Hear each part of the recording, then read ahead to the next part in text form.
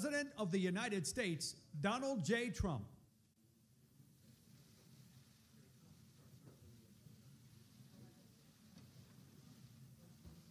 Thank you very much, everybody. We've had a great 3 days at the United Nations in New York, and this is quite a gathering. Wow, it's a lot of people, a lot of media.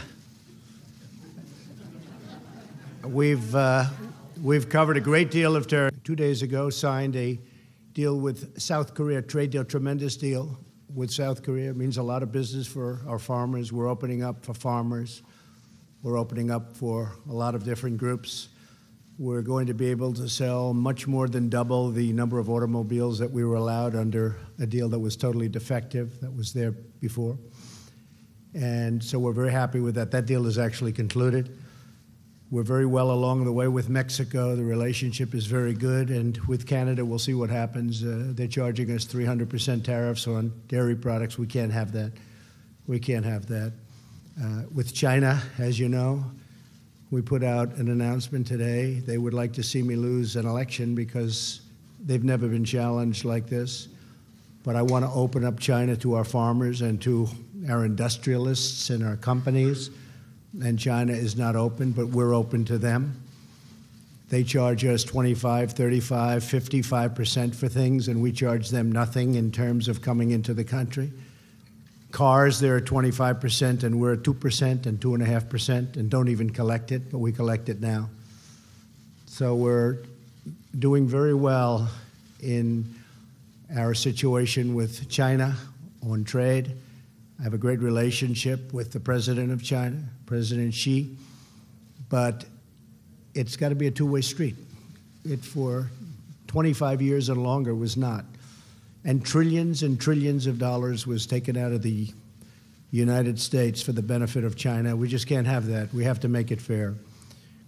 So we're at $250 billion now at 25% interest, and a lot of money is coming into our coffers.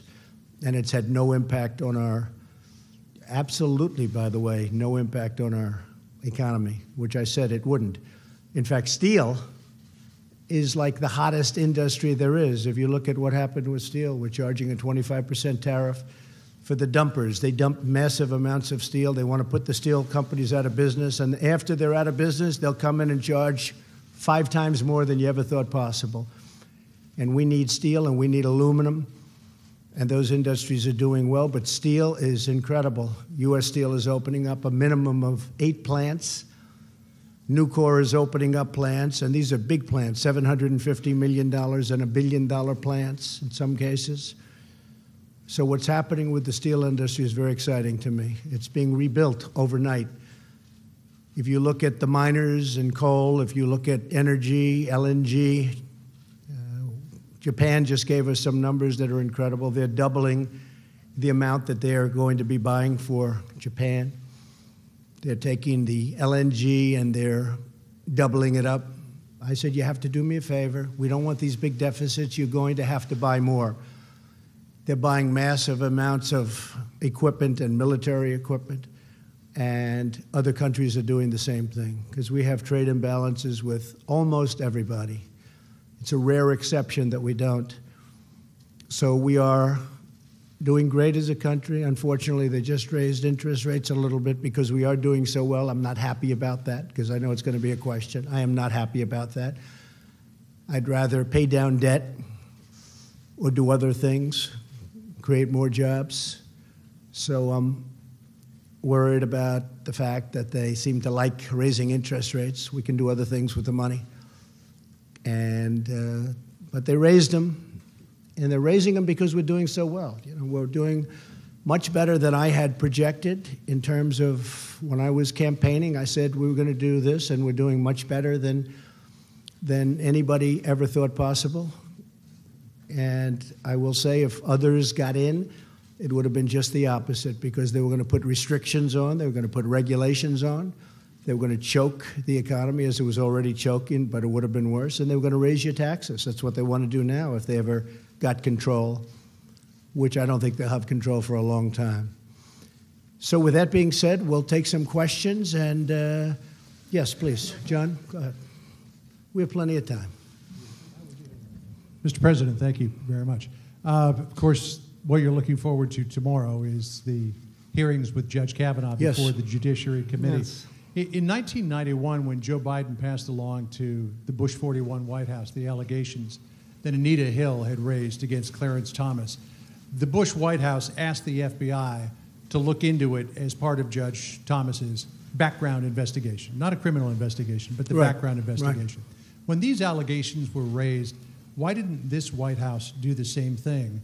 And with all of the allegations that are coming out now about Judge Kavanaugh, was there an opportunity missed here to have investigators look into this and get some sort of clarity one way or the other? Well, the FBI told us they've investigated Judge Kavanaugh 6 times, 5 times, many times over the years. They know him very well. But here there was nothing to investigate from at least one standpoint. They didn't know the location. They didn't know the time. They didn't know the year. They didn't know anything. And it's like, where do you go? Also, it's not for the FBI. If you look at what Joe Biden said, he said they don't do this. And he said it very clearly. So I think when you really look at it all, it's not going to change any of the Democrats' minds. They're obstructionists.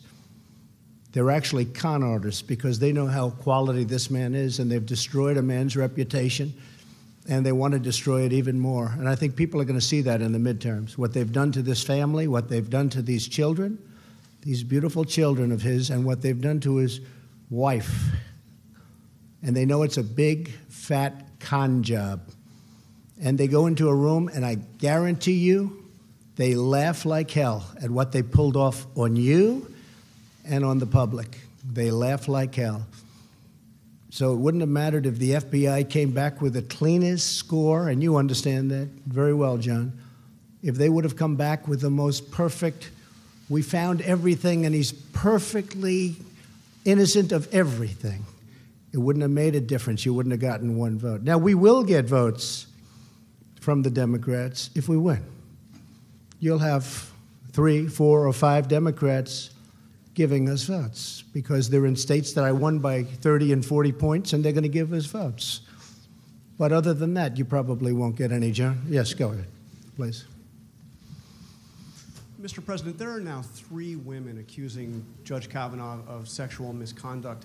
Are you saying that all 3 of those women are liars? Is there anything that could be said at this hearing tomorrow that could cause you to withdraw the nomination? Anything at all that... I won't get into that game. I only tell you this.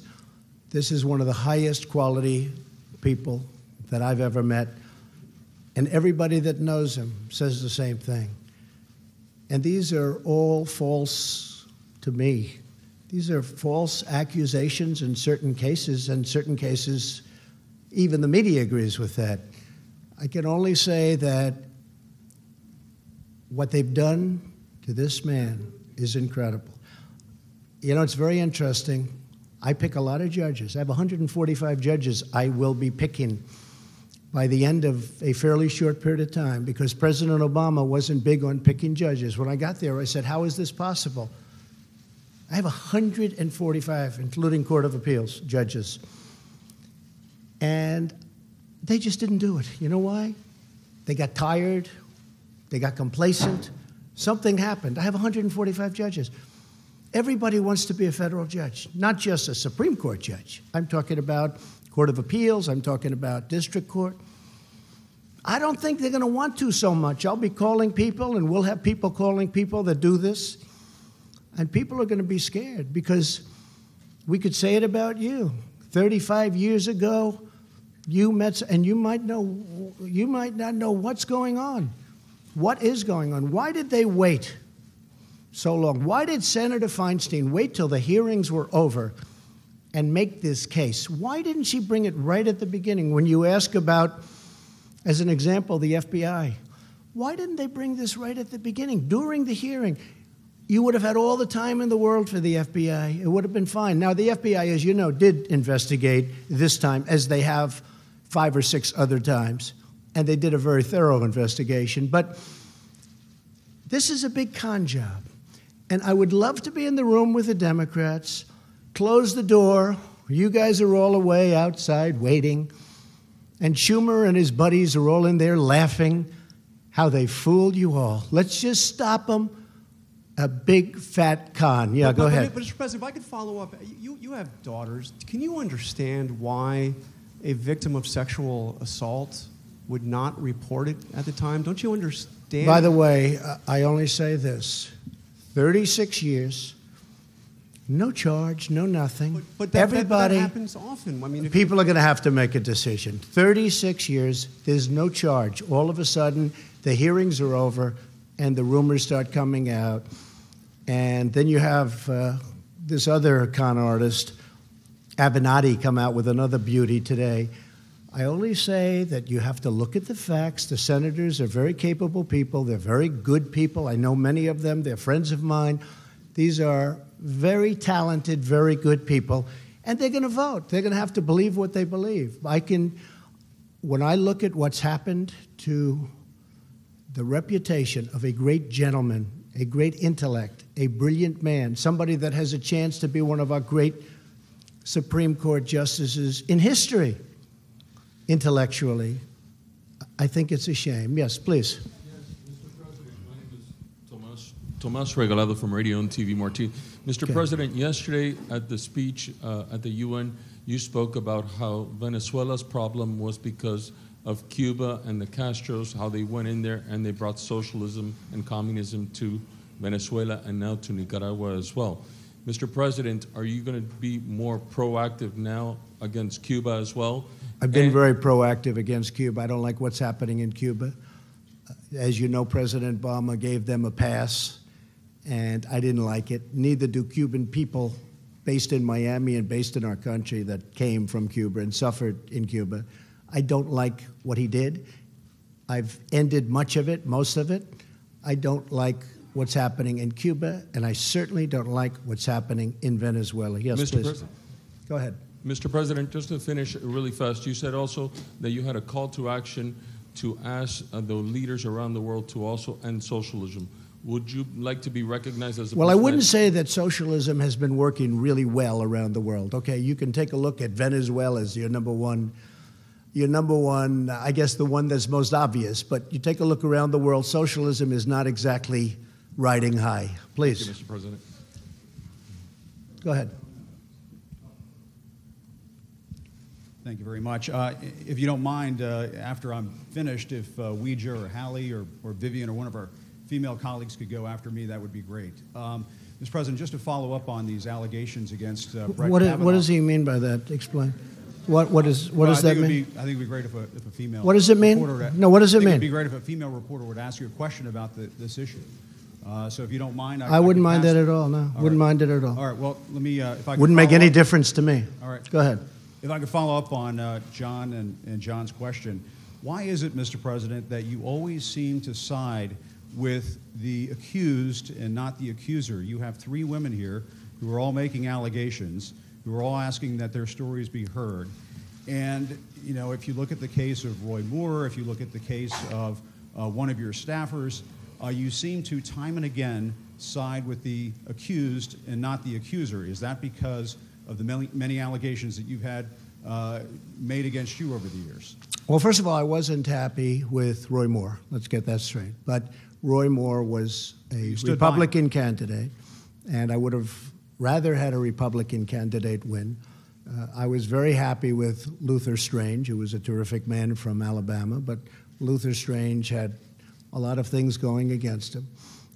As far as women, whether it's a man or a woman, these are, you know, it can happen the other way. Allegations can go the other way also. You understand that. And whether it was a man or a woman, 30 years ago, 36 years ago, in fact, they don't even know how many years ago because nobody knows what the time is. That's a long time. And I could pick, as an example, hopefully I won't have to do it as a replacement, because hopefully this is going to go very well on Thursday. It's going to go very well on Monday or Saturday or Sunday or whenever they vote. But I could pick a woman, and she could have charges made from many years ago also. But don't you understand, and I would sir, that look many at of the these, character. No, many of these what I have to accusers do. Are reluctant to come forward. You've raised doubts about these accusers. Many of them. I don't think people are reluctant to come forward. They're going to have a chance to speak at a. They have a major chance to speak. Excuse me. They have a major chance to speak. And it will be tomorrow, I assume. We've delayed this, meaning the Republican senators, not me. The Republican senators have delayed this for weeks now. They're giving the women a major chance to speak. Now, it's possible I'll hear that and I'll say, hey, I'm changing my mind. That is possible. We want to give them a chance to speak. Do you think all three and they're should have the given. chance? All three should have the chance? Well, whoever is given a chance. We've delayed it a long time, but they're going to have a big shot at speaking and making their case. And you know what? I could be persuaded also. Okay? Yes, please. Please, go ahead. Go ahead. I'd like to go. Yes, go ahead, please. Thank you, Mr. President. And a Thank couple you. of questions for you to follow up on some answers that I didn't quite hear from you, if you would allow me a couple of questions. First of all, do you think these women, all three of them, are liars? Yes or no? Have they been what? Are they liars? I can't tell you. I have to watch tomorrow. I have to read. I just heard about one a little while ago. I can tell you her lawyer is a lowlife, okay? So I can't tell you whether or not they're liars until I hear them. I don't know what happened today because I've been very busy with Japan, with South Korea, with China, and about 7 other countries, as you know. And I chaired the Security Council. So I don't know about today's person that came forward. I do know about the lawyer. And you don't get much worse, bad reputation to take a look at his past. So as far as the other women are concerned, I'm going to see what happens tomorrow. I'm going to be watching. You know, believe it or not, I'm going to see what's said. So it's possible that they will be convincing. Now, with all of that being said, Judge Brett Kavanaugh has been for many years one of the most respected people in Washington. He's been on, I guess you'd call it, the second highest court. And every single person knows him. A lot of people know him well. And those people don't believe what's going on. I can always be convinced. I have to hear it. It sounds like what you're saying is there is a situation, there is a scenario under which you would withdraw Brett Kavanaugh's nomination. Is that correct? If I thought he was guilty of something like this, yeah, sure. And you will wait until tomorrow to make up your I mind. want to watch. I want to see. I hope I can watch. I'm meeting with a lot of countries tomorrow, but I will certainly in some form be able to watch. And I'll also rely on some very fair and talented Republican senators who, look, if we brought George Washington here and we said, we have George Washington, the Democrats would vote against him, just so you understand. And he may have had a bad past, who knows, you know. He may have had some, I think, accusations made. Didn't he have a couple of things in his past? George Washington would be voted against 100% by Schumer and the con artists. I mean, 100%, 100%. So it really doesn't matter from their standpoint. That's why when John asked about the FBI, if the FBI did the most thorough investigation in the history of the FBI and they found him to be 100% perfect, he would lose every single vote. Now, if the Republicans win tomorrow, I think you're going to get some votes from the Democrats. You know why? Because we all know why, because it's called politics. Then you'll probably get some votes. Okay, let's go. One more question? Yes. Just to follow she up stands again. up. I'd like to ask about 3 questions. It's not really fair to everyone else, but should I let her ask another question? Follow up on, Go ahead. See? To follow up on a question that a colleague asked as well about the benefit of the doubt that you have given to people like Roy Moore, to Roger Ailes, to Bill O'Reilly, to Brett Kavanaugh. They're all men. Why is that? It's not a benefit of the doubt. Has there ever been an instance when you've given the benefit of the doubt I've known to a them, woman? Haley, I've known them for a long time. And a lot of these people. A lot of people. And some I've been disappointed with. I have been disappointed with some. Others, there are charges that are pretty weak. But I've known people for a long time. I never saw them do anything wrong. I never saw them do anything wrong. And there are some that probably I agree. I can tell you there are some that I've been watching for a long time. And in a couple of cases, they weren't Republicans. In a lot of cases, they were not. They were exactly the opposite. But I've been watching them for a long time. And I knew for a long time these were not good people, and they were never brought up. Okay, yes, ma'am, go ahead. Thank you very much, by the way. Thank you. Thank you very much, Thank Mr. you. President. When the allegations first surfaced, you initially said how important it was for Dr. Ford to testify and that you wanted to hear from her. I do. But I wish you could have gone quicker. Well, you also said that if what she said were as bad as she claims, surely her or her parents would have reported it. And just today you said you would Well, have there is a pushed truth. the- I mean, there is a chance that her parents could have reported it 36 years ago. So my question is... It doesn't mean they had to report it, because in some instances people keep it quiet. It's a very tough situation for a woman. There's no question about it. And in some cases they do report it. Frankly, had they reported it, it would have been pretty amazing, wouldn't it? But I guess they didn't, and that's okay. I'm not saying they had to report it, because it's a very personal thing. It's a very big problem. There's no question about it. Go ahead. Do you want to hear her story before I'd like to you hear draw her story, yeah. conclusion, Well, we're or giving her have you time. already made up your mind? They would have given her time last week. This is the United States Senate. This is the most important position that a president can give out, I think we can say by far. I've actually heard it's the most important decision a president can make. I disagree with that. War and peace. I always say war and peace. And after that, Supreme Court justice, right? I look forward to hearing from her. We could have heard from her last week. We could have heard from her for a long time. It'll be interesting to hear what she has to say. Okay? Let me follow up on Jim's question. Mr. President, let me follow up on Jim's question that I don't think we got an answer to. Which one? Which question? How have your personal experiences being accused by more than a dozen I've been accused. women of I've been sexual accused. misconduct? False accusations. Right. Excuse me. How have those... I've been accused. And I was accused by, I believe it was 4 women. You can check with Sean Hannity. You can check with Fox, because they covered it very strongly. Who got paid? Excuse me. I was accused by 4 or 5 women who got paid a lot of money to make up stories about me. We caught them, and the mainstream media refused to put it on television. They refused to even write about it. There were 4 women, and maybe more. I think the number is 4 or 5. But one had a mortgage paid off her house, $52,000. Another one had other things happen. And the one that reported it, I believe, was offered $750,000 to say bad things about me. And she is the one that reported it. This woman is incredible. She reported it instead of taking the money. So I've had numerous accusations about me. Right. They made false statements about me, knowing they were false. I never met them. I never met these people. And what did they do? What did they do? They took money in order to say bad things. I've had stories written in the New York Times front page about 4 women, the whole top center front page of the New York Times. I think it was 4 big pictures. I said, wow, that's a big thing. What's that? These were women that were quoted saying bad things about me. Not the worst things about me, but bad things. And I said, gee, that's too bad. I knew them a long time ago, 15 years ago, 20 years ago. I said, that's too bad. I'm surprised at them. And then all of a sudden I see them on television, nothing to do with me.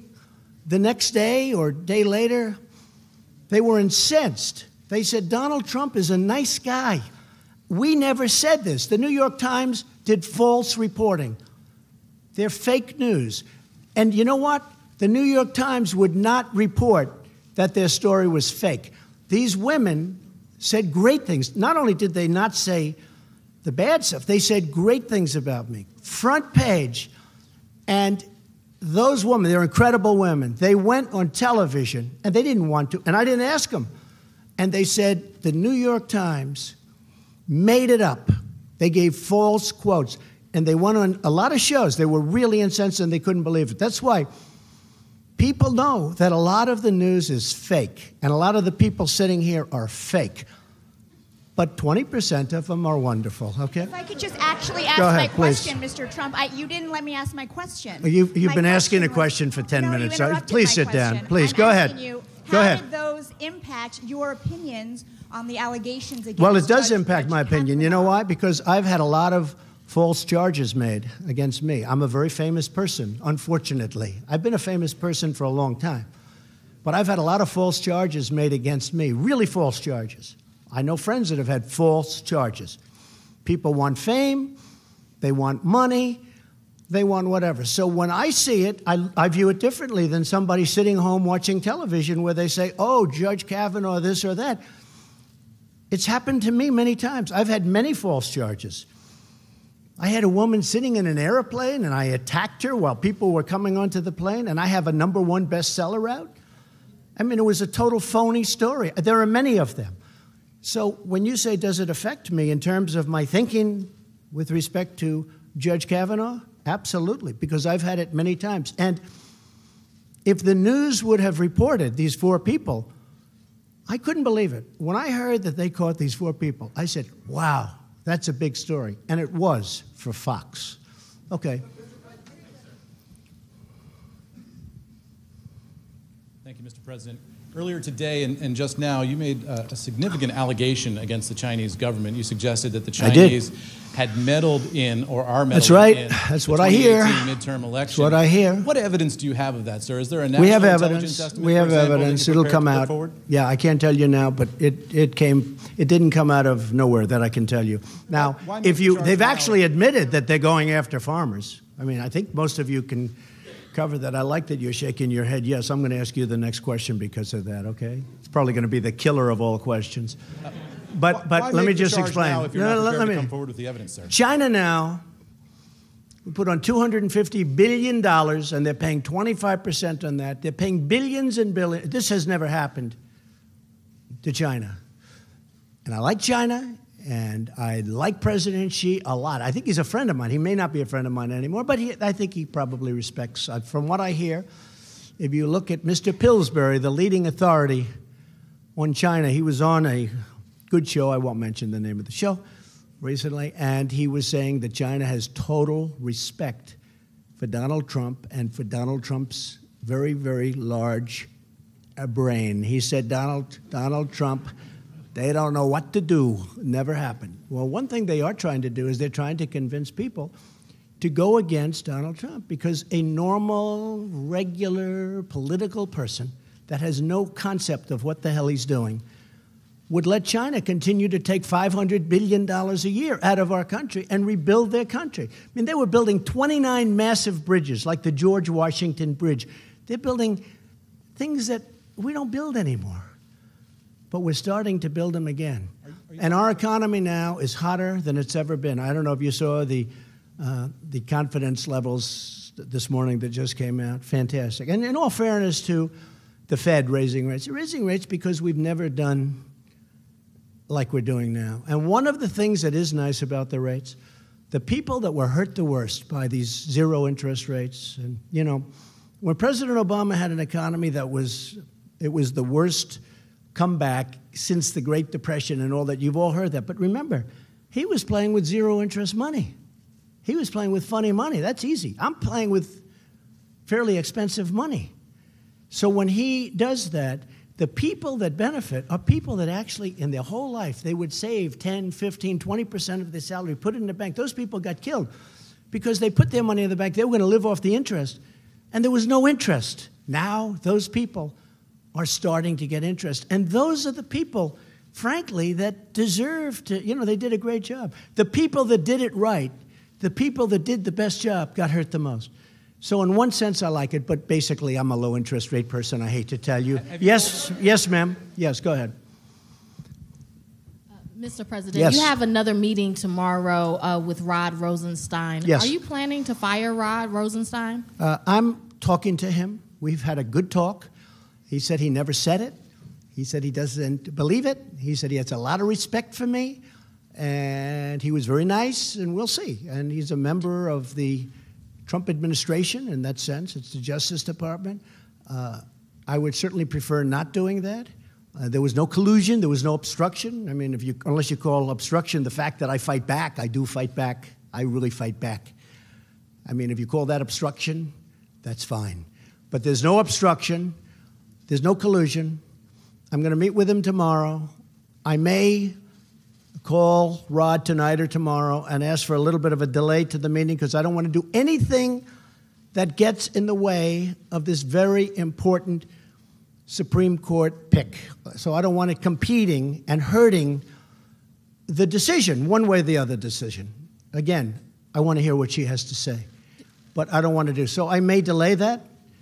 I'm going to see. I don't want to do anything that's going to conflict with that. But my preference would be to keep him and to let him finish up You know I call it a witch hunt, and it is a witch hunt. If you look at the FBI statements with Strzok and his lover, Lisa Page, if you look at all of the things that have gone on in the FBI, if you look at McCabe taking $700,000 from a Hillary Clinton PAC, essentially run by Terry McAuliffe, who's her best friend in the world, and he gives them hundreds of thousands of dollars, and he's in charge of her campaign, and his wife is getting all of this money to run. She lost. To run. I mean, what's going on? If you look at the horrible statements, like, way to go, Page, great story you put into a newspaper, essentially, now we'll go and investigate that group. It's terrible. We have caught people doing things that are terrible. I would much prefer keeping Rod Rosenstein. Much prefer. Many people say I have the right to absolutely fire him. He said he did not say it. He said he does not believe that. And nobody in this room believes it. By the way, I deal with the people in this room. I was with Mike Pompeo before. We were dealing at a very high level with Japan. And I was saying things that nobody in the room even understood. And I said to him a long time ago, and I was right. He said, that's not the 25th Amendment that I'm looking at. I think I can say that from Mike. So you don't think anyone in your administration has ever discussed using the 25th Amendment against you? I don't think so. Oh, well, yeah, enemies, sure. You use within anything your you can. administration or your cabinet? You use anything they can. They're not in love with me. They're not going to beat me in the election. They know that. They're not going to beat me. The people that I'm looking at are total lightweights. I dream of running against those people. Maybe they'll come up with somebody that's not. They're not going to beat me. I'm against what they want to do. I'm in favor of law enforcement. I'm in favor of safety and security and low taxes. I want low taxes. I want borders. We're getting another $1.6 billion in borders. I want borders. We've spent 3.2 and we're getting another 1.6, and then eventually we're getting the whole thing and we'll complete the wall. They don't want that. They don't want that. They don't want the things that I have. Now, I must say, I know many of the Democrats. They'll say things and then wink at me. And again, it's the same old story. They'll say things, they don't mean it. It's politics. The reason they don't want me is because they want to run the show. They want it. It's power. It's whatever you want to call it. But what they've done here is a disgrace, a total disgrace. And what they do, I know it's sort of interesting. In one case, they say, he's a fascist. He's taking over the government. He's the most powerful president ever. He's a horrible human being. He wants to take over the entire government, and he's going to do it. We can't stop him.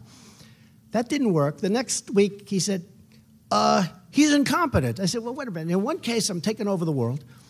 And in the other case, he's incompetent. They tried that for a week. That didn't work. Look, these are very dishonest people. These are con artists. And the press knows it, but the press doesn't write it. Wow, that's a lot of hands. That's a lot of... Steve, go ahead. He's a very high-quality person, this man, but he'll probably hit me with a bad one. Why, go ahead, give it to me. Give it to me, Steve. Reuters. You're getting letters from Chairman Kim. Why do you need a second summit with the North Korean leader so soon? And what because he'd like it. What would it be for? So I've received 2 letters from Chairman Kim. At some point, I'll, give these letters. They're incredible letters. They're letters that are magnificent in the sense of his feeling for wanting to get this done. I really believe he wants to get it done. I may be wrong. I heard somebody on a certain network last night, I won't mention which one, say, why has President Trump given so much to North Korea? I said, wait a minute. I asked Sarah Huckabee, please call this person. I gave him nothing. Other than I met, what did I give him? I didn't do what Obama did, give him $1.8 billion in cash to get back 4 hostages. I got back our hostages. I never paid them anything. I haven't paid them 10 cents. But he wants to make a deal, and I'd like to make a deal. We actually have a very good relationship together, a lot different than the last time I was at the United Nations. That was a little bit rough. Don't forget, that time, they said, oh, Trump is saying these horrible things. He's going to get us into a war. You're going to have a war. If I wasn't elected, you'd be in a war. And President Obama essentially said the same thing. He was ready to go to war. You would have had a war and you would have lost millions, not thousands. You would have lost millions of people. Seoul has 30 million people, 40 miles and 30 miles from this very dangerous border. If I wasn't elected, you would have had a war. President Obama thought you had to go to war. You know how close he was to pressing the trigger for war? Millions of people. With me, nobody's talking about that. Nobody's talking about that. We have a very good relationship. He likes me, I like him, we get along. He wrote me two of the most beautiful letters. When I showed one of the letters, just one, to Prime Minister Abe, he said, this is actually a groundbreaking letter. This is an incredible, this is a historic letter. And it is a historic letter. It's a beautiful piece of art. And I think we're going to make a deal. Will we make a deal, Steve? I don't really know. But I think we're going to. In the meantime, and I've said it, I don't want to bore you, no rockets, no missiles, no nuclear tests, for over a year. Well, you haven't seen. Before I got here, everybody in this room thought you were going to war. And then what happened, it was funny. They said he was terrible. He was so rough with Chairman Kim Jong-un. He was so rough. It's terrible. He's going to cause. Well, I had a great meeting with President Putin. And on that one, they said, he was too soft with President Putin. I had a great meeting with President. It lasted for 2 hours. We discussed everything. Ukraine, Syria, Israel and Israel's protection. We had a great meeting. They wanted me to end up in a boxing match. And you know what? If I was killer tough with President Putin, they would have said, he was too tough. You can't win with these people, but you just keep going. In the meantime, we're doing well. Go ahead. So how long do you think it should take North Korea to denuclearize? I don't know. I don't want to get into estimates of 1 year. Steve, I don't want to get into the time game. You know why? I told Mike Pompeo, I said, Mike, don't get into the time game. We stopped them. They're taking down plants. They're taking down a lot of different testing areas. They're going to take down some more. You'll be hearing about that very soon. I don't want to go ahead of myself, but you'll be hearing about it soon. They have no interest right now in testing nuclear. We had a case just about when I was coming into office, you'll remember it, where there was a massive, they thought it was an earthquake. A mountain moved over 1.5 inches. We're talking about mountains. North Korea is very mountainous, beautiful land, beautiful. This mountain actually shifted. It shifted. And somebody thought it was an earthquake. And then they found out, no, this was nuclear testing. Shifted a mountain. I'm talking about serious stuff, serious size. When I came in, and certainly before I came in, and even at the beginning of mine, because when I was having rhetorical contests, really, I guess you could call it, with Chairman Kim, which we both smile at now and we laugh at, but everybody thought that was a horrible thing. We've had many presidents who were unable to do anything at all with North Korea. We now have a good relationship. We have a good relationship. And most importantly, all of the things that you've been hearing about, the horror stories, in my opinion, they're gone. Now, could they start up again? Yes. I'm a deal guy. Could they start? Yeah. Could be that we don't work it out. I think, I have it right here. I think that what we've done behind the scenes, which nobody really knows about, and I don't blame you for not knowing about, personal letters, private letters, but saying they want to get it done. We know much more than the media for a change, much more. But if you saw what's going on behind the scenes, I think you'd be very impressed. We were a country going to war. I really believe that President Obama would admit that he said it's by far his biggest problem. When I sat with him prior to going into office, he said to me that's by far the biggest problem. And he said to me that he was very close to going into war. And millions of people, not, they say, oh, thousands of people. No, not thousands. Millions of people would have been killed. And that could have left, right next to China, you're right. That could have been a world war very easily. Right now, we're in a great position. I don't want to play the time game. I told Mike Pompeo, don't let them do that to you. I haven't given anything. And all of a sudden, we got back, it was a few weeks ago. I think we were back like 2.5 months from the summit, which was a great success. And people are screaming, "What's taking so long?" I said, "Oh, I get it. You got to understand the media. I've been dealing with the media all my life, too much. Too much." They're screaming, and I saw that. And our guys were, and not Mike, but our guys were being, "Oh, well, we're working as fast." I said, "I got all the time in the world. I don't have to rush it. There's no, cessation of sanctions. We got the sanctions on. I didn't take any sanctions off. I did see a reporter last night, a guy I liked personally a lot. And he asked a question to President Moon of South Korea. He said, "Why did the president give so much?" I didn't give anything. I gave nothing. What have I given? Other than some time. Yes, I flew to Singapore. We had a meeting. Now, giving would be if I took the sanctions off. I didn't want to do, if you asked General Mattis for a year and a half, I said, why don't we stop these ridiculous, in my opinion, the military games. I call them the military games.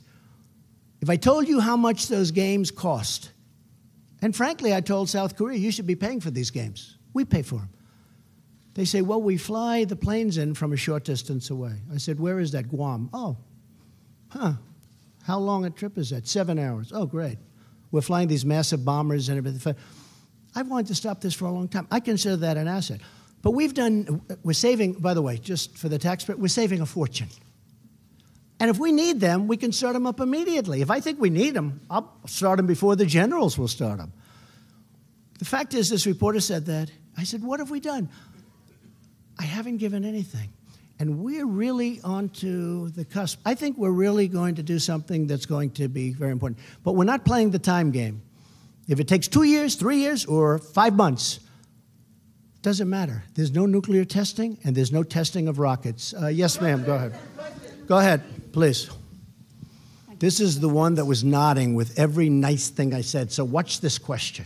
It's a habit of mine. Hannah Thomas-Peter from Sky You're with News. who? Hannah Thomas-Peter from Sky News. Okay, good. Sky News. Thank you, Mr. President. Congratulations on the purchase. Nothing to do with me. I hope you benefited. Go ahead.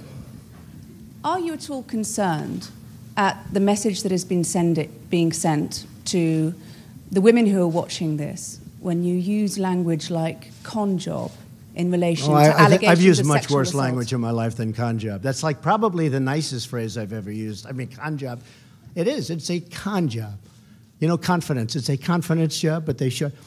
It's a con job by the Democrats. They know it.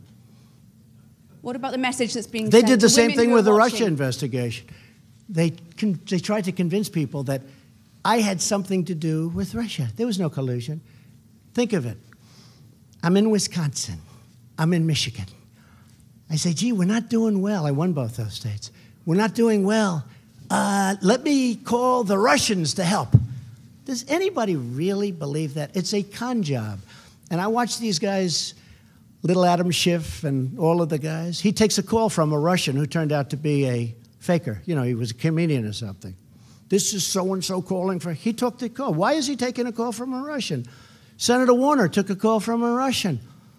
He was a comedian or something, but he said, we have pictures of President Trump. Whoa, where can I get them? If we ever did that, it would be like a big deal. Yeah, it's a con job, and it's not a bad term. It's not a bad term at all. Are you worried? I'll tell you one thing I can say. I've had a lot of people talking about this to me with respect to what's happening, because it's a horrible precedent. I'm going to have to get other judges and other Supreme Court judges, possibly. I could have a lot of Supreme Court judges, more than 2. And when I called up Brett Kavanaugh, spoke to him and his family, and told them that I chose them, they were so happy and so honored. It was as though, I mean, the biggest thing that's ever happened, and I understand that, U.S. Supreme Court. I don't want to be in a position where people say, no thanks, I don't want to. You know, I spoke to somebody 38 years ago, and it may not be good. We have a country to run. We want the best talent in the world. But I'll tell you this. The people that have complained to me about it the most, about what's happening, are women. Women are very angry. You know, I got 52% with women. Everyone said this couldn't happen, 52%. Women are so angry. And I frankly think that they like what the Republicans are doing, but I think they would have liked to have seen it go a lot faster. But give them their day in court. Let her have her day in court. Let somebody else have a day in court. But the ones that I find, I mean, I have men that don't like it, but I have women that are incensed at what's going on. I've always said women are smarter than men. I've said that a lot, and I mean it. But women are incensed at what's going on. Yes, go ahead. Go ahead. Go ahead in the back. Who are you and where are you from? Yeah, you. Guy looks like he's shocked. That's not. This is going to be not good. It's going to be good. The guy looks totally like stunned. Have you ever been picked before for a question? Yes, sir, but not from President of the United States. Go ahead. Give me a question. Thank you very much. My name is Majid Gili from Rudao Media Network. I want to, sir, ask you, you always talk about... Excuse me, you said where? From where? Rudao Media Network from Kurdistan region, north of Iraq. I'm a Kurd. Good. Good. Sir, great people. Thank you, sir. Great Mr. people. Mr. President, thank you. I Are you a Kurd? Mr. President. Good. They're great people. They're great fighters. I like them a lot. Let's go. I like this question Mr. President, so far. You always say you support your allies. Kurds right now, after the defeat of ISIS, are under a lot of pressure in Syria and in Iraq by many adversaries. It's true. What will you do to elevate their position, to support them, in order after they help the United States to defeat ISIS? Well, we are helping them a lot, and we've been very friendly with them. And as you know, we've fought side by side. And we have defeated ISIS, essentially, a very short while ago in the Middle East. And we did it with a lot of help from the Kurds. And they're great fighters. You know, some people are great fighters and some people aren't. The Kurds are great fighters, and they're great, great people. And we're discussing that situation exactly right now. What will you do to support them, sir? Well, I'm just telling you, we're going to be discussing that situation. We have already started discussing that situation, but we have had tremendous support from the Kurds in defeating ISIS. And about Syria, sir, in your speech you did not mention... Yes. Go. Uh-oh.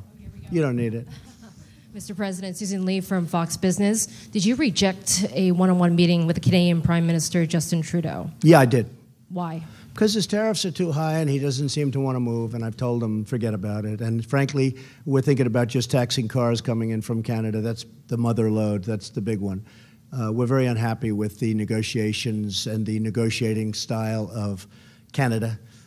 We don't like their representative very much. They've taken advantage. I love Canada, by the way. I have so many friends. I have everybody. It's so many friends. But that has nothing to do with this. I'm representing the United States.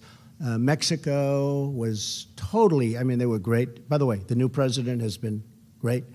The deal is done. Now it has to go through Congress, and a lot of things have to happen. But we've done, Bob Lighthizer, who's here someplace. Where's Bob? Bob Lighthizer has done a great job of negotiating, as they have. But the deal is done. It's up to Congress. But Canada has treated us very badly. They've treated our farmers in Wisconsin and New York State and a lot of other states very badly. Dairy products, 300%. 300%. How do you sell a dairy product at 300%? The answer is you don't. What it is a barrier. It's basically they're saying, we don't have any barriers. By the way, it's 300%, so you don't send it in because you can't compete. So Canada has a long way to go. I must be honest with you. We're not getting along at all with their negotiators. We think their negotiators have taken advantage of our country for a long time. We had people that didn't know what they were doing, and that's why we had, over the last 5 or 6 years, if you average it out, we had $800 billion a year in trade losses. It's ridiculous. It's not going to happen. What about NAFTA? Sir, Mr. President, NAFTA. What does that mean for NAFTA? Will you be pulling out of NAFTA? I don't like NAFTA. I never liked it. It's been very bad for the United States. It's been great for Canada. It's been great for Mexico. Very bad for us. Will you pull out of the... I'm not going to use the name NAFTA. I refuse to use it. I've seen thousands of plants and factories close. I've seen millions of jobs lost to auto companies that moved. Mexico has 25% of our auto business now because of NAFTA. Under our deal, Not going to happen anymore. I hate to tell you, it's not. We're going to keep companies. And I told the Mexicans, I said, we have to keep companies, but they're getting a lot also. They're getting other things. They're getting a lot of good things. Mexico made a very good deal. But with Canada, it's very tough. What we're doing is, if we made a deal with Canada, which is a, good chance still, but I'm not making anything near what they want to do. Mm-hmm. But are you going to notify Congress of what we're probably NAFTA? going to do is call it the USMC, like the United States Marine Corps, which I love. General Kelly likes it even more. Where's General Kelly? He likes that. USMC, which would be US, Mexico, Canada. But it'll probably or possibly be just USM. It'll be United States and Mexico. Yes or no? Canada will come along. Now, if Canada doesn't make a deal with us, we're going to make a much better deal. We're going to tax the cars that come in. We will put billions and billions of dollars into our treasury. And frankly, we'll be very happy because it's actually more money than you can make under any circumstance with making a deal. Okay? Good job, too. You do a very good job. Really good. Yes, please, Mr. Kurd. Go ahead. Thank you very much for your time, Mr. President. Two quickly questions. What will be the USA relations with the Kurds? Oh, I thought I just answered that. Post-ISIS. And yeah. Okay, we're trying to get along very well. We do get along great with the Kurds. We're trying to help them a lot. Don't forget, that's their territory. We have to help them. I want to help them. Go ahead, what's next? They fought with us. They fought with us. They died with us. They died. We lost tens of thousands of Kurds died fighting ISIS. They died for us and with us and for themselves. They died for themselves. But they're great people. And we have not forget. We don't forget. I don't forget what happens someday later, but I can tell you that I don't forget. These are great people. Okay. Yes, ma'am, please. About Iran, Mr. President, about Iran, one question. What is your clear plan to stop Iranian influence in Iraq, in Syria, and especially in Iraq? Boy, I think you've seen that. I must tell you, I don't mind your question, because that happens to be, I'll get to in one second. Thank you. I think there's been no greater change, other than maybe China, because China, unfortunately, their markets have dropped, would you say 30% in the last 4 months, right? I think I watched you recently when you said that. I said, I think she's wrong. I think it's actually 32, but that's okay. But a lot. There's been no, other than maybe that, but even that, because China is a very special place. And Iran is a very special place. But I think there's been no country that's changed so much as Iran. In the last 6 months, since I took off the horrible, horrible Iran nuclear deal, as they called it, one of the dumbest deals ever made. As an example, why didn't they take care of Yemen in the deal? Why didn't they take care of Syria in the deal? You know what Kerry said the reason? It was too complicated. We're given $150 billion. We paid $1.8 billion in cash. Cash. This whole room would be filled up with $100 bills. And you'd need probably 5 rooms like this. We gave $1.8 billion in cash. Why didn't we take care of Yemen? Why didn't we take care of Syria and other? And he said, because it was too complicated. Well, you just gave all your cards. You gave them $150 billion. And now Yemen's a mess, but it's getting better. And Syria is a mess. And I was responsible, and I hope it stays that way, when I put out on social media a few weeks ago about Idlib province. I said, don't do it. I'll tell you, it happened where I was at a meeting with a lot of supporters, and a woman stood up and she said, there's a province in Syria with 3 million people.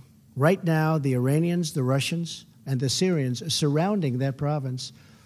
And they're going to kill my sister, and they're going to kill millions of people in order to get rid of 25,000 or 35,000 terrorists or enemies of theirs, but I think we can call them terrorists. And I said, that's not going to happen. I didn't hear of Idlib province. And I came back to New York, and I picked up the failing New York Times. I hate to admit it was the New York Times, but it was the failing New York Times. And I opened it up, not on the front page, but there was a very big story. I said, wow, that's the same story that the woman told me that I found hard to believe, because how would anyone do that with 3 million people? And it said that they were being surrounded and they were going in and starting literally the next day, they were going to drop bombs all over the place and perhaps kill millions of people in order to get 35,000 terrorists. And I put out on social media and elsewhere, I gave Mike Pompeo, John Bolton, everybody these orders. Don't let it happen. I said, don't let it happen. That doesn't mean they can't be selective. They can't be, go in and they've got to do what they've got to do with terrorists, assume the terrorists, but don't kill millions of people. And it stopped. You saw that. Nobody's going to give me credit, but that's okay. That's okay, because the people know. I have had more Syrians thank me for that. This was about 4 weeks ago I put that out.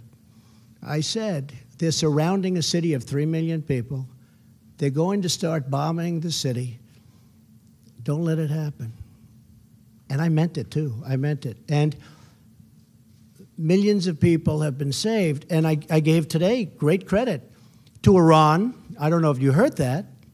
I gave great credit to Iran, to Russia, and to Syria for not doing it. Now I hope it's going to be surgical, meaning go in and do, it's lengthy and everything else. And they possibly have to do it.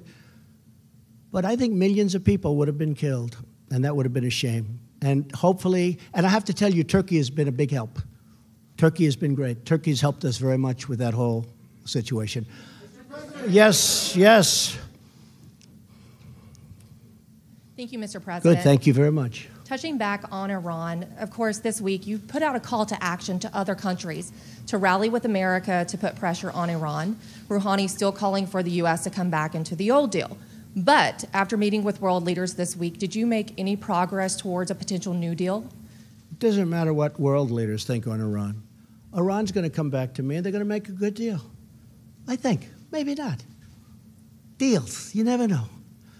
But they're suffering greatly. They're having riots in every city, far greater than they were during the Green period with President Obama. Far greater. When President Obama stuck up for government, not the people, he probably would have had a much different Iran had he not done that. But I'm sticking up for the people. I am with the people of Iran. But here's the thing. They have rampant inflation. Their money is worthless. Everything is going wrong. They have riots in the street. You can't buy bread. You can't do anything. It's a disaster. At some point, I think they're going to want to come back and they're going to say, hey, can we do something? And I'm very simple. I just don't want them to have nuclear weapons. That's all. Is that too much to ask? I don't want them to have nuclear weapons. I want them to have a great economy. I want them to sell so much oil so that the oil prices, I'm not happy with OPEC. I told them, I'm not happy with OPEC. We take care of all these people. We defend them. They wouldn't be there for 2 weeks if it wasn't for me and the United States and our much stronger armed forces than it was, because our armed forces was depleted. We had old equipment. Now we have, hey, you know better than anybody, $700 billion and $716 billion. We have the most incredible new jets and everything. We need it. Not that I want to spend it, although it is jobs. It's all made in the United States. But Iran has to come back and they have to talk. And I'm not doing this from strength or weakness. I'm just saying at some point I think they're going to have to come back. If you look at what's going on, companies are leaving left and right. Mercedes-Benz just left. They're all leaving. They don't want to be in Iran because they have a choice. Do they want to be with Iran or do they want to be with us? And we picked up $10 trillion since my election. We were being caught by China. Now it's going the other way. People can't believe it. People have never seen this situation with China. Everything's always been for 20 years, oh, China's so great. China's so great. You don't hear that so much anymore. I love China. I think they're great. But you don't hear that so much anymore. You know who's great now? We're great now. Okay, how about just a couple of more? Now, I could be doing this all day long. I could be doing this all day long. Should we continue for a little while? It doesn't matter to me. A couple of more? I don't care. New York Times. Come on, New York Times. The failing New York Times. Stand up. Go ahead. No, I'm talking about the Times is failing. You are far from failing. Go ahead. Okay, but you were pointing to me, so you meant me. The Times are very interesting, though. The Times I think they're going to endorse me. I think that ABC, well, Fox, I like Fox, I really do. But I think ABC, CBS, NBC, The Times, they're all going to endorse me, because if they don't, they're going out of business. Can you imagine if you didn't have me? Go ahead, what would you like to say? Just to be sure, I know you were pointing to me, but I work for PBS News. I know that. No, I know that. Okay. I know. So I want to ask you, yesterday you were talking about your administration's accomplishments at the United Nations, and a lot of the leaders laughed. Why do you think they were laughing? Well, that's fake news. And what was that experience like? It's fake news. And it was covered that way. Okay. So I said that since my election, our economy has become the hottest in the world. Tax reductions, regulations, confidence levels are the highest in 18 years, really soon to be historic. Unemployment is the lowest in the history of our country. You look at black unemployment, you look at Asian unemployment, you look at women 65 years. The unemployment numbers are among the best we've ever had, ever. The numbers of new companies pouring into our country, which nobody thought was possible. And I said this, and I was in front of a large group of highly professional people, most of whom are from either other countries or the United Nations, people that aren't big into clapping, applauding, smiling. And I heard a little rustle. As I said, our country is now stronger than ever before. It's true. I mean, it is true. And I heard a little rustle, and I said, it's true. And I heard smiles, and I said, oh, I didn't know there'd be that guy. They weren't laughing at me. They were laughing with me. We had fun. That was not laughing at me. So the fake news said people laughed at President Trump. They didn't laugh at me. People had a good time with me. We were doing it together. We had a good time. They respect what I've done. The United States is respected again. The United States was not respected. Everybody was taking advantage of us, from jobs and taking our companies and not paying the price to so many other things, even military protection. I told a number of countries over the last few days, I said, listen, you're a very rich country. We protect you. Without our protection, you would have real problems. You would have real problems. I said, you should reimburse us for this protection. Why are we protecting you? And do you want to know what they said? After about 2 minutes of talking, they agreed with me. And you can ask this group of very talented people. They agreed with me. But they said, one of them said, but Mr. President, nobody ever asked us for that. They never asked us for that. Nobody's ever said, you should pay. These are really wealthy countries. I mean, I'll be honest, I just asked Japan. I said, we're defending you. You're a very wealthy country. You're sending us millions of cars. You're making a fortune. We have a tremendous trade deficit with you. And we're defending you, and we're subsidizing your military with a massive amount of money. I said it to South Korea. We have 32,000 soldiers in South Korea. They're very wealthy. These are great countries. These are very wealthy countries. I said, why aren't you reimbursing us for our costs? And you know what? They look at me, and they can't even answer it, because there's no answer. If they're a poor country and they needed protection and people were going to die, I'm all for protecting them. I don't want 10 cents. But when wealthy countries that have massive trade surpluses with us, massive, and then on top of that, we're paying for their military, or we're paying for a lot of their military, that doesn't work. How about 2 more and we'll call it. Mr. President, really quickly, Mr. President, you said you feel a kinship. You said you feel a kinship with Brett Kavanaugh, and Mr. President, really quickly, you said you felt a kinship with Brett Kavanaugh. You said that you also your false allegations that you feel like were made against you make you feel like you don't want to believe these women. What message do you think? No, I didn't say that. Why do you say that? So please fake news. Why did I say that? Well, can you please explain then what Excuse you were talking about in your and by the way, I false think you do a very good job, but I didn't say that. I do watch you, and I think you do a very good job, but I didn't say that. So could you explain I what said, you meant? exactly, I look forward to watching her. I do want to hear what she says. And maybe she'll say, I could be convinced of anything. Maybe she'll say something. But in the meantime, I have to tell you, he's one of the highest quality human beings. He's a tremendous man. He's a tremendous genius. He's a great intellect. He was, I believe, #1 at Yale. Is that a correct statement? Number one in his class at Yale.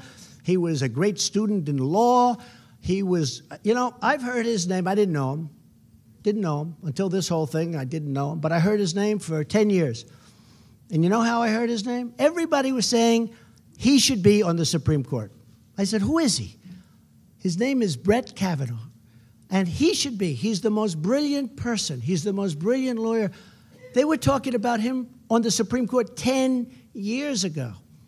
With all of that, I want to hear what she has to say. But you said that you don't feel, but you said that you feel like there have been numerous false allegations against you, and that because I've had many false. You understand what he means. I've had many false statements against me, and if the press would have reported, I would have been very happy. I think John Roberts would tell you that you covered the story where the women were paid to say bad things about me. Sean Hannity covered it. I will tell you, when I saw that on Sean Hannity, I actually called him. Believe it or not, I don't speak to him very much, but I respect him. I called him. I said, this is the biggest story. This is a big, big story. He agreed with me. The next day I picked up the papers. There wasn't one word about it. The next day I watched ABC News, John. I watched NBC. I watched CBS. I didn't watch CNN, but next time I'm going to. And are you okay with I watched everything. There wasn't one story other than Fox. And it's a big story. It's a shame. Okay, enough. Thank you, Thank you. Thank you. Is it okay if I give it to the New York Times, Mr. Go ahead. President? That's enough, please. Good job. Good job. Mr. President, could I ask a question since I am from the New York Mr. Times President. before this gentleman? Since you're where? Since you're where? I'm actually from the New York Times. Yamiche is my former colleague, and we miss her. But I was hoping I could ask a question. But I'll let you do it after he does. Is that okay? That's I will perfectly do that. well. In honor of a paper I once loved. Thank you. Go ahead. Mr. President, my name is Edward Zoll with True News. Today you met with Bibi Netanyahu from Israel, and you brought up actually that you support a two-state solution for the Palestinian-Israeli crisis there. Can you give us any more preview of what this great deal, the peace deal? Well, I'd love to be able to make a deal with the Israelis and the Palestinians. You know, my whole life I was told that's the toughest deal. And I disagree. I think healthcare is probably tougher. Okay, you want to know the truth. But it is tough. But we're going to take care of that too. That's going to get taken care of. We've already taken care of a lot of it. But my life, I've always heard the deal between, as you know, Israel and the Palestinians. That's like the toughest deal. Every possible thing is tough about that. I think we're going to make a deal. I think we're going to make a deal. So at one of our many meetings today, I was with Bibi Netanyahu, a man who I have a lot of respect for, a man who's been extremely nice to me. I'm very happy that I did the whole thing with Jerusalem and the embassy, which, by the way, we got open in 4 months for less than $500,000. And the budget was over $1 billion, right? Yes. So we saved, let's say, $1 billion. That's not so bad. And it's open. And it's beautiful, by the way. Jerusalem stone, one of my favorite stones. I will tell you the question. Somebody said today, well, this is the first news conference in a long time. I said, what do you mean? I did like 5 today. Every time I sit, I take a lot of questions from people that are screaming like maniacs in the back of the room, meaning reporters. And one of the reporters, I won't say that it was John Roberts that said that, I refuse. But it was, but that's okay. Don't feel guilty, John. But one of the reporters that was screaming asked about the one state, two state. And I said, I think the two state will happen. I think it's in one way more difficult because it's a real estate deal, because you need meets and bounds and you need lots of carve-outs and lots of everything. It's actually a little tougher deal. But another way it works better because you have people governing themselves. Yes. So they asked me about that. I said, well, I think the two-state will happen. I think we're going to go down the two-state road. And I'm glad I got it out. And Jared, who's so involved, he loves Israel. He loves Israel. But he's also going to be very fair with the Palestinians. He understands it takes two people to be happy, two groups of people to be happy. Everybody's got to be happy. And that's why it's so tough, because there's been so much hatred and anger for so many years. That's what probably the number one ingredient of toughness is. But they asked me, I said, I think it's going to be a two-state. And you know what I did today? By saying that, I put it out there. And if you ask most of the people in Israel, they agree with that. But nobody wanted to say it. It's a big thing to put it out. It's a very big thing to put it out. Now, the bottom line, if the Israelis and the Palestinians want one state, that's okay with me. If they want two states, that's okay with me. I'm happy if they're happy. I'm a facilitator. I want to see if I can get a deal done so that people don't get killed anymore. When we had in Saudi Arabia, we had one of the great conferences in history. Many of you were there, probably all of you were there. It's one of the most beautiful 2 days. That and China, two of the most incredible events I've ever seen. I've never seen anything like it. And we had, I believe, 58 Muslim countries, the leaders, the kings, the emirs, the absolute leaders from every. There was nobody in second place. They were the leaders of the whole thing. And unbeknownst to anybody else, people would come up to me individually. It wasn't a setup. They'd come up to me and say, "Sir, you can't have peace in the Middle East without peace between the Israelis and the Palestinians." I said, "Why? What difference? Why does that matter so much?" They said, "It just is impossible to make peace in the Middle East unless you have between the Israelis." So I heard that from one, the king of Saudi Arabia, who's a great guy, King Solomon. And then somebody else came up. And he wasn't told, "Oh, go up and say it." I know where they're coming from. And I must have had 12 leaders say it, and they just said it. And I started to realize that peace between Israel and the Palestinians for the Middle East is a very important thing, and we're trying very hard to get it. I think probably two-state is more likely, but you know what? If they do a single, if they do a double, I'm okay with it if they're both happy. If they're both happy, I'm okay with either. I think the two-state is more likely. Okay, how about one? Go ahead. New York Times? New York Times? Okay. Thank you, sir. I would have gotten a bad story in the New York Times, but I will anyway, so I guess it doesn't matter. We'll do you after that, and then we'll call it quits. We're kind of thriving, not failing these days. You're doing very well. Yeah. Say thank you, Mr. Trump. I think I'll stop short of that. I wonder how you do. You know, all my life I've had very few stories, but I've had some on the front page of the New York Times. Now I think I average about 3 or 4 a day, right? That is and true. of the 3 or 4, they're all negative. No matter what I do, they're negative. But you know what? That's okay. I still love the paper. Go ahead. I wanted to come back to China because I think what you announced today was really important. I agree. You talk about this friendship you have with Xi Jinping, and yet essentially what you did today is accused his government of interfering in our internal affairs, subverting our democratic process, and doing it to hurt you, the Republican Party. Doing it to help them. And your backers. Yeah, doing it to help them. So how can a guy who does that be your friend? I think that we are able to, and maybe he's not anymore. I'll be honest with you. I think we had a very good friendship. I think we had a very good relationship. We understand each other. They are doing studies on Donald Trump. They're trying to figure it all out because this has never happened to them before. It's never happened. Think of it. You've covered very well. You've never seen this happen. They're having big problems. I don't want them to have problems, but they got to make a fair deal, just like Canada's got to make a fair deal. I believe that he and I have a very good chemistry together. And I can tell you that about many leaders. I can also tell you a few where I don't feel I'll ever have a chemistry with them. I don't want to have a chemistry with them.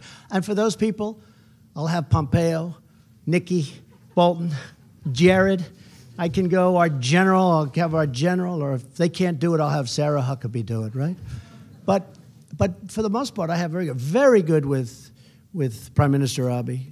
Very good with President Moon. By the way, what President Moon said last night, I know you won't report it, but Brett Baer interviewed him last night, and he asked him about me. I can't say because you would say I'm too braggadocious, but what he said about me last night was an unbelievable thing. Couldn't have happened without President Trump, and it never would happen without President Trump, and nobody else could do it. You'll take a look. But I will tell you, China is very special, very special. They're incredible people. It's an incredible country. What they've done is unbelievable. And it all started with the WTO. It was a defective deal. And it all started without the WTO. China is not China as we know it today. And then it started also by our people that are standing right in this position, that are in the Oval Office, another way of saying it, allowed them to get away with murder, allowed a lot of countries to get away with murder. I think we still probably have a very good relationship. But you know what? In honor of you, I will tomorrow make a call to him. Say, hey, how you doing? Okay? Can you don't I just mind ask, paying billions of dollars a month I just in have tariffs? two small follow-ups. One is, how would you compare the level of interference you see today from the Chinese to what Russia did in 2016? Well, I think it's different. If you look at the Des Moines Register, they have ads that are made to look like editorials saying about, oh, you got to stop Trump, you got to stop him, you got to vote against him. My farmers are so incredible. These are patriots. You know, on a network that doesn't like me very much, which is most of them, but a network that doesn't really treat me very good, they interviewed farmers. And they got hurt because, you know, all of a sudden China stops buying. By the way, they've started buying again. I don't know if you've noticed. And soybeans are going up and things are going up.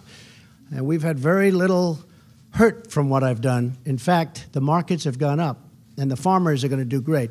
But ultimately, they had farmers, and these guys are amazing. I love them. And they voted for me and they love me. And they said, we don't care if we get hurt. He's doing the right thing.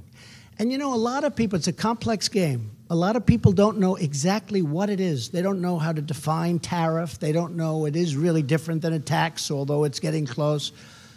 But they know that for the first time in many, many years, they have a president that's fighting for them, that's not letting their jobs be taken to other countries, that's not allowing the kind of abuse that when you look at what happened as an example with NAFTA, and for years, because it was never changed. NAFTA was a defective deal the day it was signed. You know why? Because they had a VAT tax of 17%, and nobody from this country knew that. And by the time they found out, which was about a week later, nobody went and changed it. So you went many years, and they never changed it. There was a VAT tax that Mexico got. So we were 17 or 16 points behind before we even started. NAFTA was a horrible thing. So the farmers, and by the way, the steel workers, you know, I stopped the dumping. The dumping was horrible. And now if they want to dump, that's okay, but they've got to pay the United States of America 25% on everything they dump. That's okay. But as I told you before, steel is doing phenomenally well. But the farmers say, this man's fighting for us. No president has ever fought for us before. And you really have to study what's happened over the 15 years with the farmers. The farmers have been decimated over a 15-year period. They've been decimated. The farmers are going to come out great. These are great people.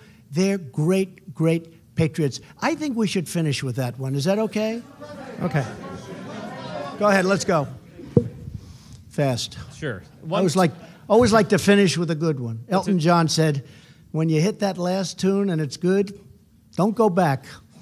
Well, let me ask you. Have you ever seen? They do great, they're great. They hit the last tune, everyone goes crazy. Then they go back for an encore, right? And they don't hit it. And they leave, everyone leaves. They said, that wasn't a very good concert, was it? Let's go. Well, I'll ask you one final question. Don't make me wrong, go ahead. Ahead of tomorrow's hearing. Because you were asked earlier in the news conference by Say it again.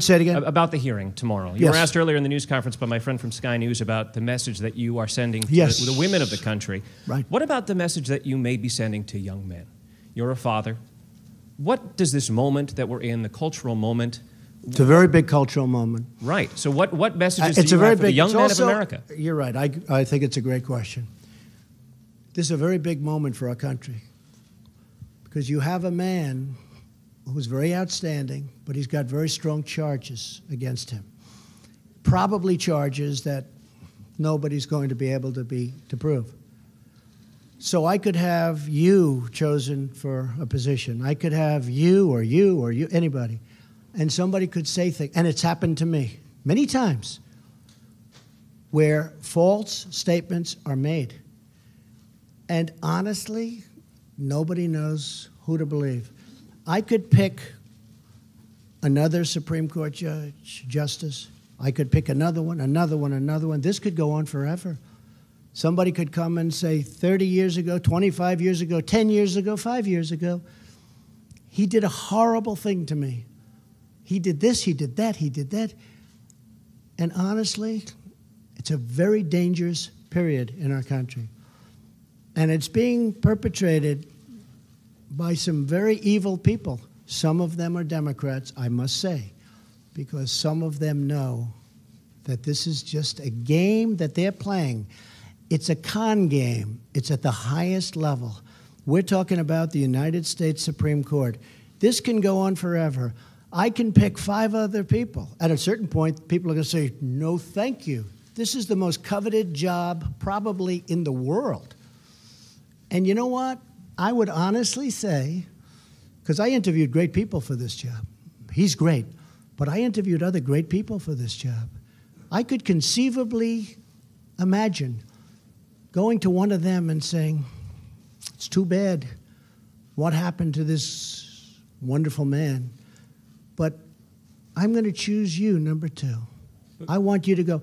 And I could conceivably be turned down by somebody that desperately wanted this job 2 months ago. So this is beyond Supreme Court. Right. There's nothing beyond Supreme Court. This is beyond Supreme Court. This is everything to do with our country. When you are guilty until proven innocent, it's just not supposed to be that way. Always I heard, you're innocent until proven guilty. I've heard this for so long, and it's such a beautiful phrase.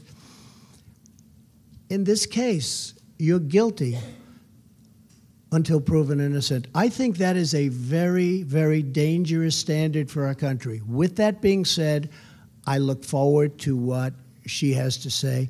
I also look very forward to what Judge Kavanaugh has to say. I think it's going to be a very, very important day in the history of our country. And I want to thank you all. Sir, we'll do it again. The message to young Thank men, you. sir. Thank you young very men, much. young teenage Thank you very men. much. Nothing to say, sir.